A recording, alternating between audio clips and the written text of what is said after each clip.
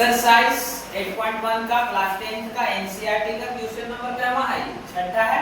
चलिए इधर यदि एंगल ए और एंगल बी न्यून कोण हो, जहां cos ए बराबर cos b, तो दिखाएं कि एंगल ए बराबर एंगल बी होगा। कहने का मतलब कि सर हमको जो दिया है उसको सॉल्यूशन पहले लिख लेंगे कि क्या दिया है। तो यहाँ पे लिखेंगे सोल्व, ठीक है। दिया है, क्या दिया है, दिया है क्या दिया है कि एंगल ए और एंगल बी क्या है, न्यून कोण है। न्यून कोण मतलब कि जो कोण का मान 0 डिग्री से बड़ा और 90 डिग्री से छोटा हो, ठीक है, न्यून कोण कहलाता है। न्यून कोण तथा क्या दिया है, cos a बराबर दिया है सर cos b। कोई दिक्कत नहीं।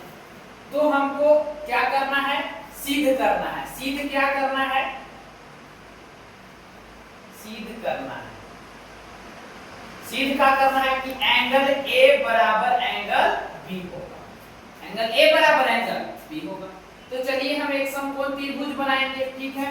और समकोण त्रिभुज बनाएंगे और इसमें नाम देना है ट्रायंगल का ABC, जिसमें कह रहा है कि a और b कोची है, न्यून कोण है। तो यहाँ तो 90 डिग्री होगा, तो सर यहाँ पे C हो जाएगा और यहाँ पे आप A ले लीजिए और यहाँ पे आप B ले लीजिए, दोनों हो गया न्यून कोण। कोई दिक्कत नहीं।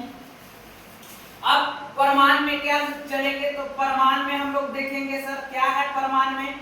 तो दिया है कि cos A बराबर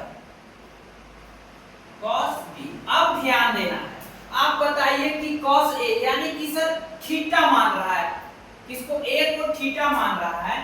अगर इसको थीटा मान रहा है, ये थीटा मान रहा है, तो ये हो जाएगा P, ये होगा B और ये हो जाएगा क्या हो जाएगा H। तो क्या सर, तो cos थीटा बराबर क्या होता है, B बटा H, B बटा H। तो B का देखो, तो B का क्या नाम है, AC, क्या नाम है AC, तो लिखेंगे AC, ठीक है।